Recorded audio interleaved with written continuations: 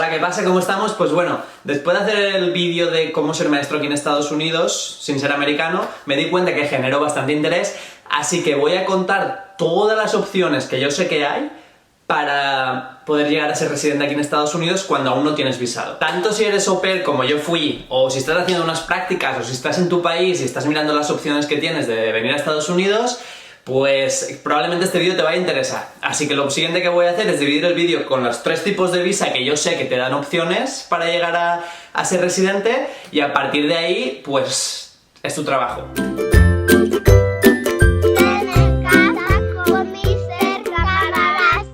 Hay 3 tipos de visados que te permiten estar aquí más tiempo. El visado J1, el visado H1B y el visado F1. Cada uno tiene un propósito y por eso es importante que lo entendáis bien cómo funciona cada uno. Y luego está la opción de casarse, que yo sé que en algunas ocasiones es genuino, pero en otras ocasiones está un poco turbulento ahí, ¿eh? Que todos sabemos de casos. Vamos a empezar por el más fácil de conseguir, que es el visado F1, y es porque tienes que pagar. Todo lo que se paga siempre es más fácil de conseguir. Entonces, el visado F1 significa que vas a venir aquí como estudiante. Tienes que pagar unas cantidades para poder estudiar aquí con el propósito de que después puedas quedarte a trabajar. Cuando le aplicas a este visado, al acabar hay un periodo que se llama OPT que te permite estar aquí por 1 año o por 1 año y medio o incluso un poco más para que agarres experiencia y ganes un sueldo americano y luego convenzcas a tu empresa de quedarte, pero a veces no funciona y tienes que volver. Entonces, esto es una opción de venirse para aquí que es como la más fácil porque tienes que pagar, pero no ofrece muchas garantías de que te vayas a poder quedar aquí por mucho tiempo. A veces sí te compensa porque hay gente que consigue como full scholarships, estar becado completamente, entonces no tienen que pagar lo que te cuesta la universidad, que aquí es lo más caro, no tienen que pagar la acomodación, la comida, les entra todo, pero en otras ocasiones te dan como el 75% de beca y tienes que pagarte tu acomodación, o si no te dan beca es una locura el dinero que puedes llegar a gastar aquí. Luego aquí entra otra cosa que quiero comentar, que voy a hacer otro vídeo sobre esto, sobre si vale la pena estudiar aquí en Estados Unidos o si vale la pena aplicar a un programa de fuera que te vayan a aceptar aquí, ya que hay muchos programas que te los aceptan en Europa, en muchos, en Sudamérica y Latinoamérica no estoy seguro, la verdad. Aquí me refiero a aplicar a un programa de un país de fuera que te acepten aquí en Estados Unidos, que no queda muy claro. If you speak English, skip the video 20 seconds. Resumiendo, como ventajas la F1 tiene que es más fácil de conseguir, te permite hacer contactos, asegurar que vas a trabajar después y ganar sueldo americano por cierto tiempo, y por último que puedes conseguir una beca que te cubra todo. Y como inconvenientes tiene que te puede costar mucho dinero, que después de trabajar con el OPT el periodo vas a tener que volver a tu país. Después está el visado J1. El visado J1 generalmente no tienes que pagar, aunque haya agencias para los de maestro. Yo sé que para las de maestro generalmente no tienes que pagar, pero para la de otros trabajos sé que hay agencias que les pagas un dinero y te consiguen un trabajo y luego en ese trabajo vas a recibir dinero. A medida que vaya enterándome de agencias las pondré en la descripción aquí abajo. Entonces es una buena manera de empezar a meter la cabeza y a partir de ahí, cuando ya estás dentro de la empresa para la que estés trabajando, pues empujar y hacer tu trabajo bien hasta que te permiten, hasta que les convences y deciden aplicar la H1B para ti. Empujar, hacer tu trabajo bien, llevarte bien con todo el mundo, y cuando esto ya ha funcionado, pues que te permitan sacarte la visa H1B. Que la visa H1B es la que te permite quedarte aquí y es la más difícil de conseguir. Con esto me refiero que es la única que da acceso a la Green Card. If you speak English, skip 20 seconds again.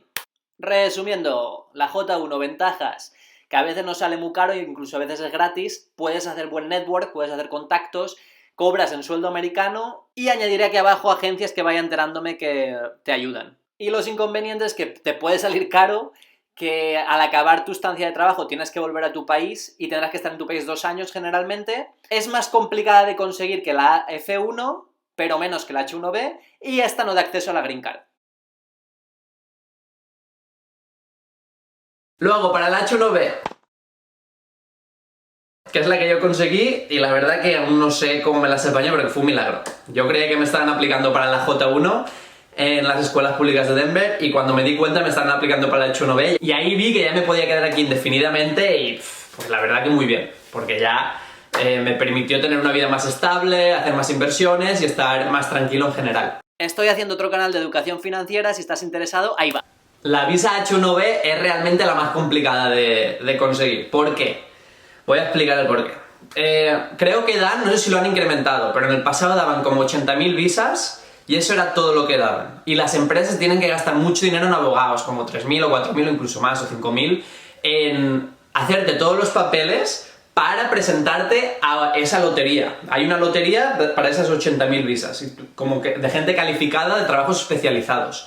Y cuando, creo que era en abril se presentan todos los papeles y de abril a octubre hacen la lotería. Y a partir de ahí, la gente que sale seleccionada pues es capaz de tener la visa H1B, quedarse aquí por más tiempo, y la visa H1B, como he dicho en otros vídeos, es la que te permite quedarte ya con la Green Card y hacer pues una vida más estable y con menos dolores de cabeza. El problema es que en los últimos años la visa H1B pues realmente se ha convertido en verdaderamente difícil de conseguir, porque para las 80.000 plazas que hay, pues creo que ya hay como 500.000 aplicaciones o 700.000 aplicaciones, y ahora ya, aunque la empresa se gaste los 4.000 o 5.000 dólares para reclamarte, pues quizás aún así no consiguen que te quedes, porque hay como 1 de cada 5 o 6 personas consigue la visa H1B. Entonces es verdaderamente difícil y cada vez noto yo que se está poniendo mucho más difícil para conseguir este tipo de visado, que es el que te permite quedarte aquí.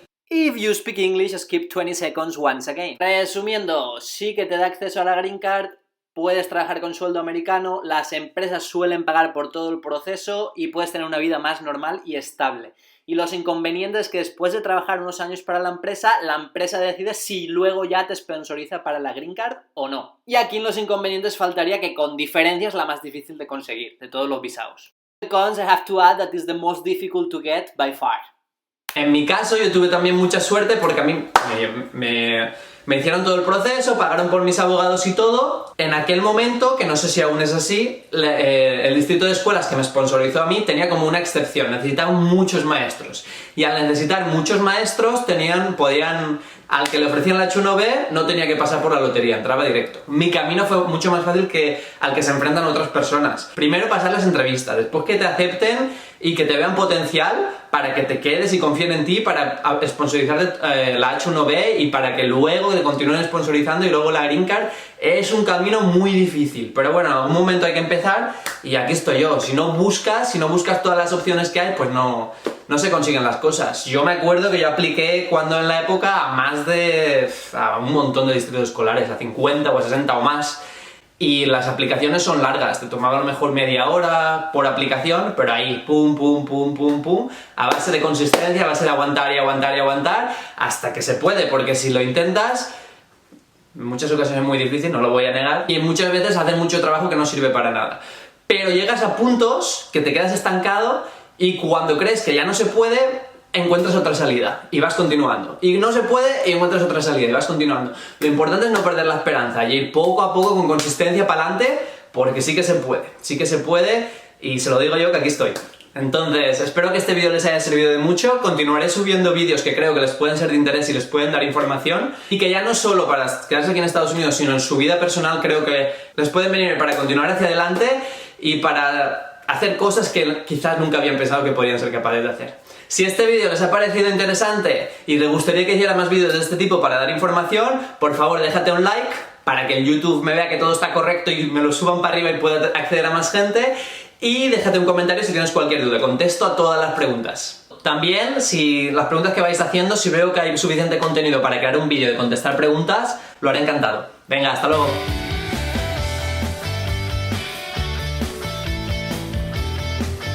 Aquí os paso este enlace a otro canal que estoy construyendo para educación financiera, que irá de bienes raíces y de otras inversiones en general.